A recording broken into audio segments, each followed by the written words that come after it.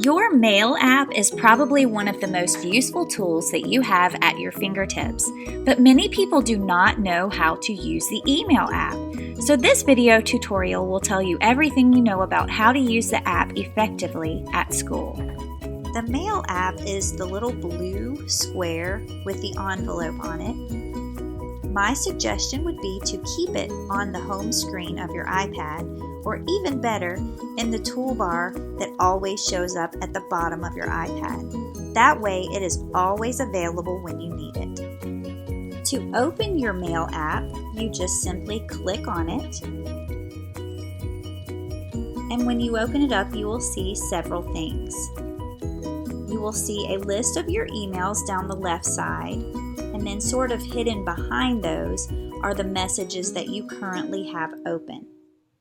If you click on the little back button for mailboxes, it will show you all of the mailboxes that you have created. Your inbox is the most important one. That is where all of your emails will come. If you click on your inbox, you will also notice that some emails have blue dots and some do not. The ones with blue dots are the ones that you have not read yet. The ones without the blue dots, you may have opened, but that doesn't necessarily mean that you have read them. Please make sure you always open and read every email you get to make sure you don't miss anything important from your teachers. Here's a little tip to make sure that you don't lose any emails in your inbox. If you click open the email and you kind of slide it over to your left, you will see an option to flag that email. If you click flag, it gives it a little orange flag, and then you can actually click the flag tab from your mailbox screen to find that email again that you may need to go back and look at. Let's talk about how to send an email. In the upper right-hand corner of your app, you will see a little square that looks like it has a pencil on it. That is the new email icon. So if you tap that icon, it will open up a brand new email message. You will put the email address of the person you are sending the email to under the to. Now, if your person is already in our system, their name will probably already pop up.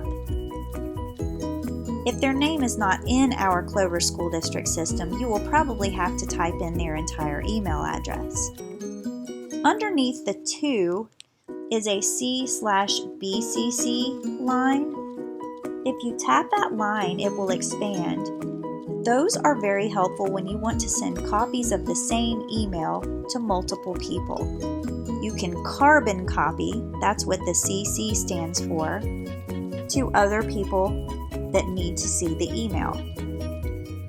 The BCC is a blind carbon copy, which can be very helpful if you are trying to get information to people and you don't want your original person to know you are sending that email to another person. In the subject line is where you would put 1 or 2 words that describes the content of your email message. This is not where you write your message. This just might be 1 or 2 words that sums up what you're going to ask or talk about in the body of your email. Underneath that is where you would type your actual email.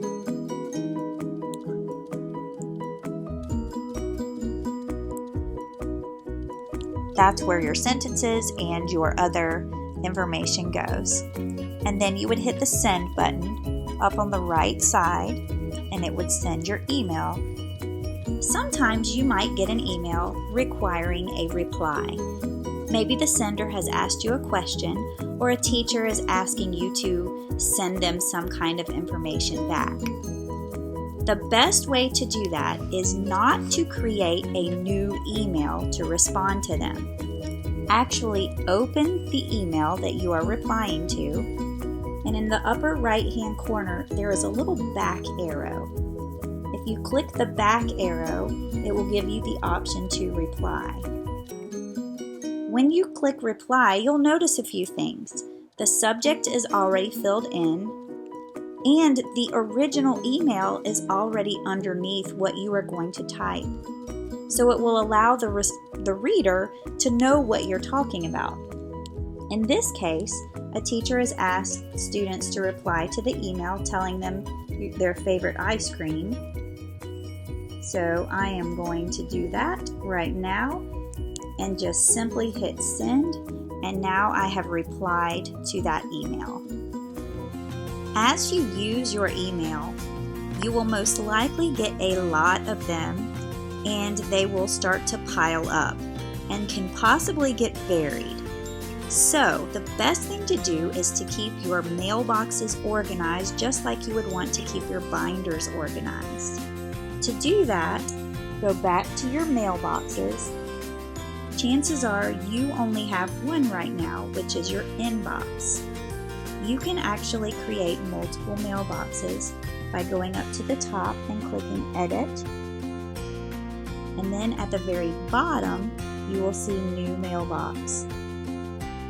If you touch New Mailbox, you can create one for every one of your subjects and any other activities you think you might need a place to organize your email. And you click Save.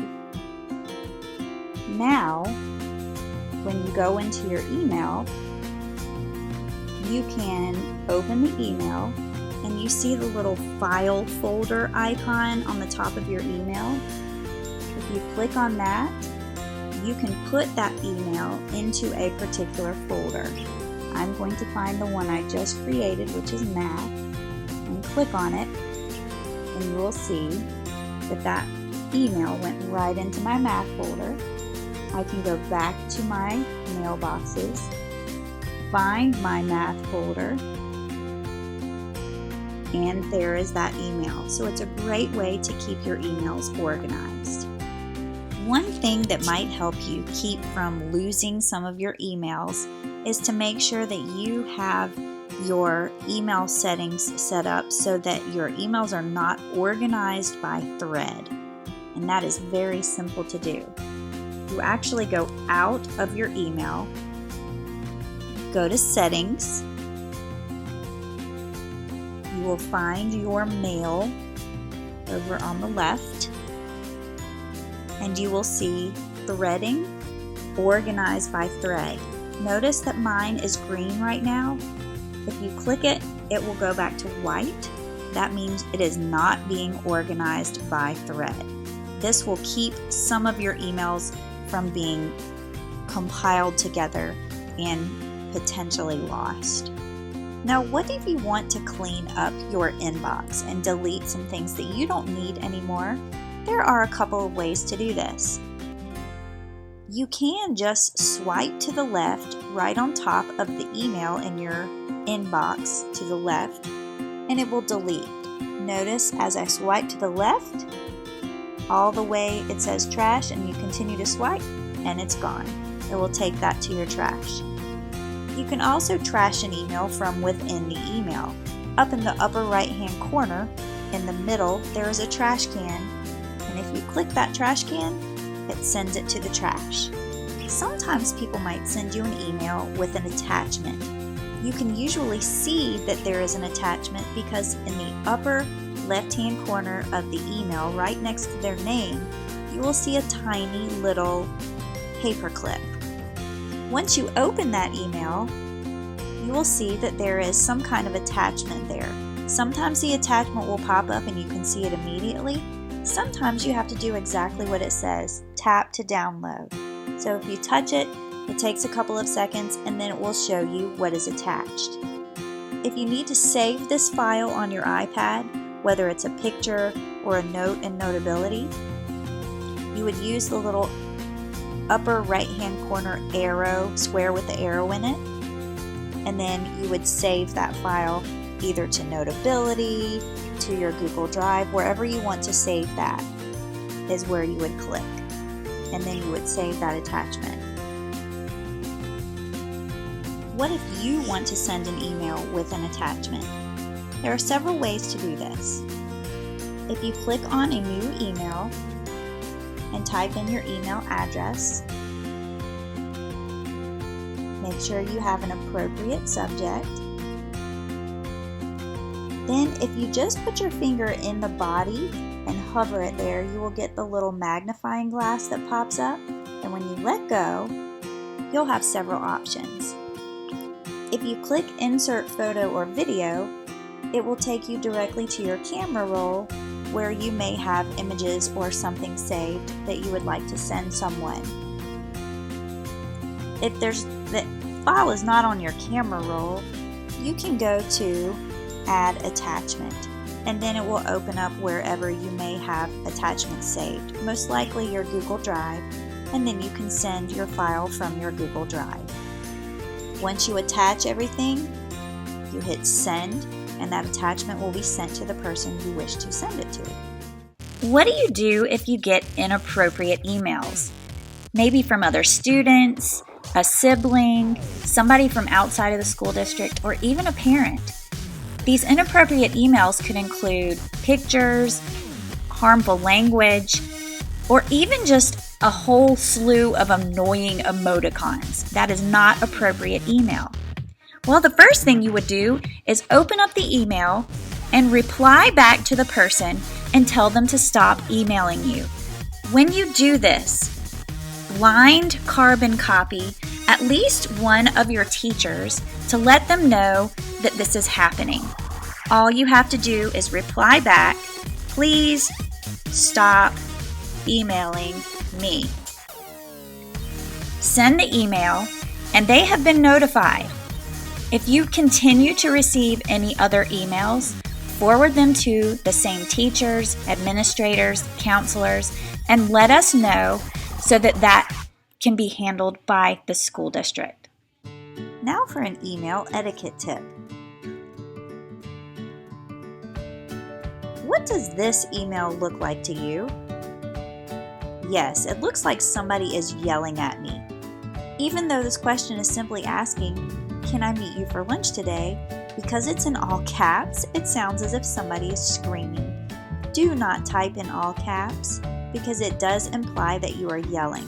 Always use proper punctuation and capitalization when you are sending an email.